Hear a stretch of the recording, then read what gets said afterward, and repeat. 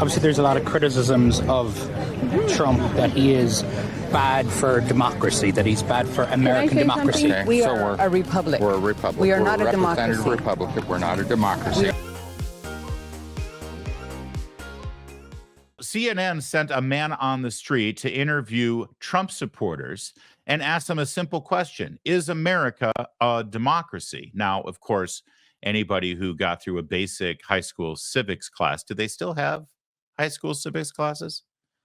I'm not sure about that. But if they still do have high school civics classes, you know that the answer to that question is, of course not. We're a constitutional republic. We use democracy to choose our representatives, but we are a constitutional republic. If we were a democracy, then we wouldn't have an electoral college. If we were a democracy, we wouldn't have the Senate represented by 2 individuals per state, regardless of the population of that Senate. See, we're not a democracy. We're a constitutional republic. It sets us apart from a lot of the other countries around the world who have much less stable governments on an ongoing basis. So what's the big controversy here? Oh, well, apparently CNN doesn't know what you and I know. In fact, CNN thinks that we are a democracy, and they used this little segment, this man on the street segment, to mock those crazy quasi-fascist Trump supporters. Take a look. President Biden touts his re-election campaign as a fight to preserve democracy. But if you ask some Trump supporters, the former president is not a threat to democracy because the United States is not a democracy. CNN's Donnie O'Sullivan spoke to some of those supporters. What happens if Trump loses? I don't see him losing. I don't think he lost the last election, to be honest. Do you think he's going to win? Yes. Without a doubt. No doubt. What if he doesn't this time? What happens to the country? We're done. We're in big We're trouble. done. Biden talks about democracy, saving democracy. They're the ones that are killing democracy. Obviously, there's a lot of criticisms of Trump that he is bad for democracy, that he's bad for American democracy. Okay, We so are a republic. We're a republic. We are We're not a representative democracy. republic. We're not a democracy. One thing we've been hearing at Trump rallies like this over the past few months is that America isn't really a democracy. America's not a democracy, it's a republic. It's not a democracy. Okay, democracy is actually not as good as you think it is. But for centuries, America has celebrated its democracy. Okay, I'm going to pause here for a minute. We're going to watch the rest of this. There's still a couple of minutes left, but I've noticed something here. This guy who's doing this report on Trump supporters and seemingly criticizing, mocking them, and fear-mongering about them, thinking that we're a republic, not a democracy. Have you noticed that he seems to have, well, I mean, no offense, an accent? It seems like America is not his native-born country. It seems like, I think he's Irish, to tell you the truth. Now, he could be a naturalized American citizen, but is it me, or is there just something extra annoying, if not offensive, to have somebody with a foreign accent, a non-American accent, lecturing us about our country, our origins, our history, and our government? Again, I'm not even quibbling with the facts yet. We will. But who made this choice over at CNN? Hey, those crazy MAGA Trump-loving Republicans, they love fascism so much that they don't think we're a democracy. Hey, send the guy who was born in another country out there to lecture him about it. It's almost like CNN hates you. Almost. Okay, let's get back to our friend here to tell us exactly how stupid you are. Democracy is worth dying for. Democracy remains the definition of political legitimacy. But some Republicans and pro-Trump media are pushing the idea that America is not a democracy. The United States of America is not a democracy. We are a constitutional republic. The United States of America is not a democracy. You don't want to be in a democracy. We are not a democracy. We are a republic. Is America a democracy? America is a democracy. It was founded as a democracy. I've heard a lot of conspiracy theories. I hear a lot of things out on the road. But to hear Americans, people who would describe themselves as patriots, say that America is not a democracy, that stopped me in my tracks. You are hearing people say America is not a democracy because there are people around Trump who want them to be saying that, who've been planting that narrative. Is America a democracy? Yes. No, I don't. I think Well, not we're right a now, republic. but we're a republic. What's the difference? I feel like democracy. Let me think this through. That it's government control. I don't see freedom in democracy. I see freedom in the republic. Honestly, the word democracy and the word republic have often been used interchangeably. All right, so I want to jump in here because I might be able to add some clarity. By the way, I do love that we need an expert on this. Get a former Washington Post reporter and someone who's written articles claiming that America is moving toward fascism. Let's get Ann Applebaum as our expert. They didn't get Mark Levin as an expert. Did you notice? They didn't get any constitutional historian who knows our origins. I think that I can help out here, though, because you saw the Ronald Reagan and George W. Bush clips there, and it's like, wait a minute, they used the word democracy, too. Democracy is worth fighting for. Democracy is this. Democracy is that. You see, democracy is a noun and a verb. You notice that? See, I think democracy is a good thing, but a government as a democracy isn't. Democracy, a noun, is not what we are. Democracy, the verb, is what we use to choose our representatives. Get the difference? And they don't have, I guess, the understandable nuance or, frankly, intelligence to quite get that distinction. Whenever, and when Ann Applebaum says, well, republic and democracy are used interchangeably, well, that's just not true. And we'll get to that in a moment, because you know how I know it's not true? I've read our founding fathers who formed this country, and they were very, very, very much concerned about a majority rule tyranny that would run roughshod over the minority in this country. In fact, if you want us to be a democracy and you care about the rights of minorities, you've got some cross purposes there. A republic protects the rights of those who are outvoted by the majority in a democracy. That's the whole point of a republic.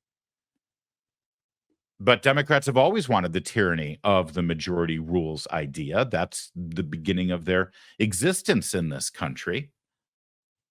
But it's not who we are. All right, a little bit more, and then we'll get into the details even further. There isn't a meaningful difference between them. So much of the warnings and criticism about Trump is that he is a threat to democracy, that he is anti-democratic. Absolutely. If they can convince people that we don't have a democracy, then it's okay that Trump is attacking democracy, because it doesn't really matter. So why has democracy become a bad word? Because it's being used in a way to change the flavor of our country, which is a republic.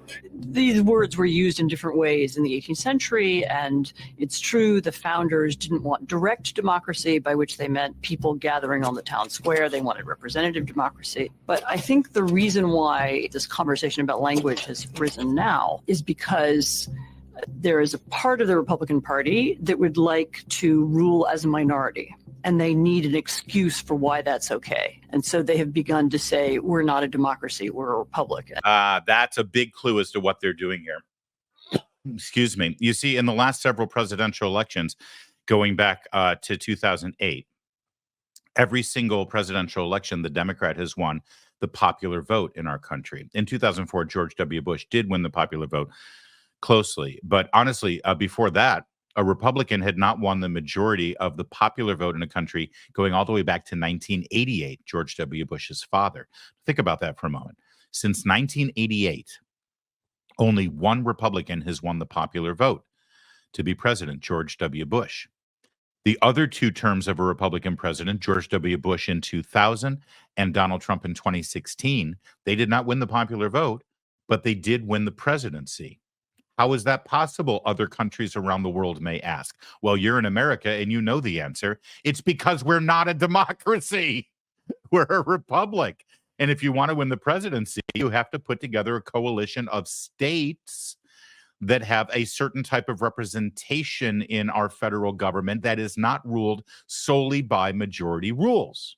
That way you can't run up the popular vote in states like California and New York and assume that, hey, I got the majority of the vote. That means I'm president now. No, that's not how we're set up. And that's why Ann Applebaum, by saying, well, there's no real difference between saying you're a republic or a democracy, she's lying or she's ignorant. There's a huge difference. So the question is not why are Republicans trying to undermine the idea that we're a democracy and say that we're a republic. No, no, no, no. The question is, why are Democrats and liberals trying to undermine the reality of us being a republic and promoting this falsehood that we are a democracy?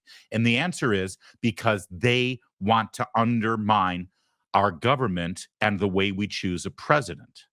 They want to undermine the very existence of the Electoral College and, for that matter, the representation of 2 senators per state, regardless of population of that state. They've been trying to undo it for years.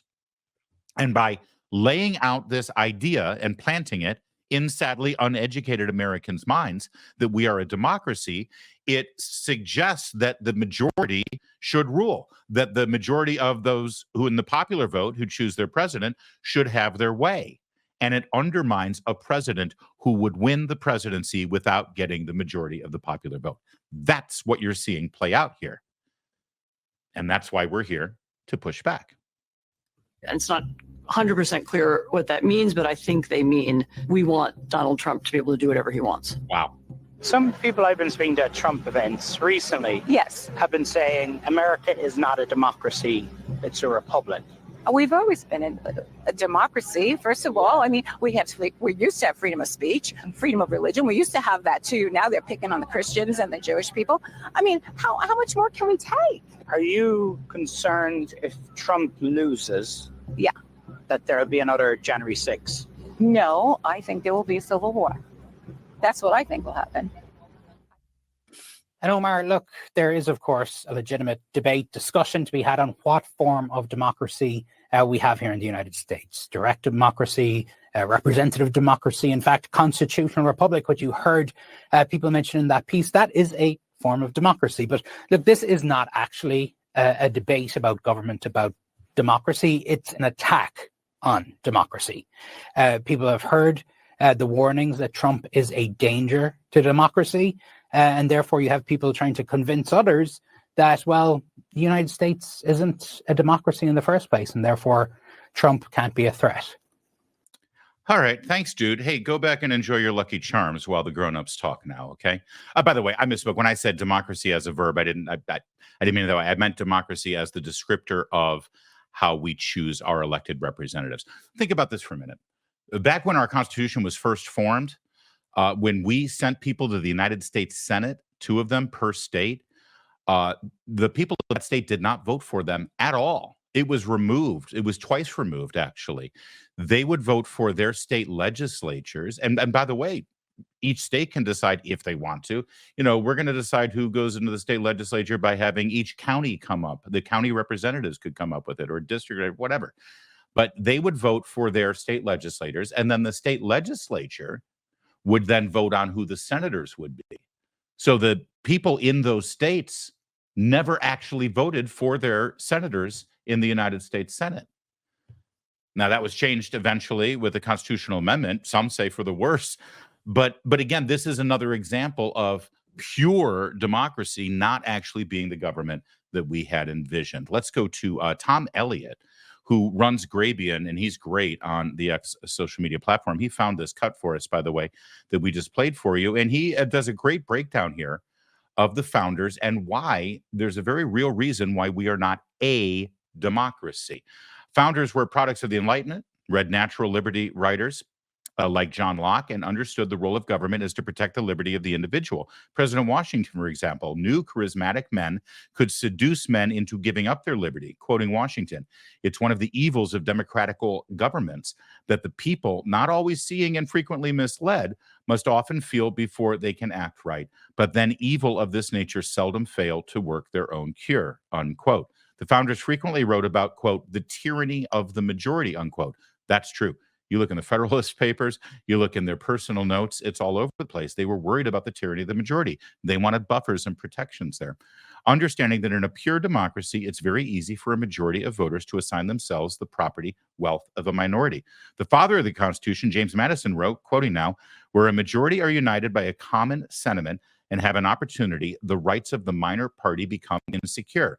Elsewhere, he warned, quote, "Democracies have ever been spectacles of turbulence and contention, have ever been found incompatible with personal security or the rights of property, and have in general been as short in their lives as they have been violent in their deaths," unquote. In other words, when you do have a pure democracy, or you have fewer layers of protection of pure democracy and having a protection for those in the minority in a country so that they have due representation as well, so that radical change cannot follow the whims of the electorate and the majority therein.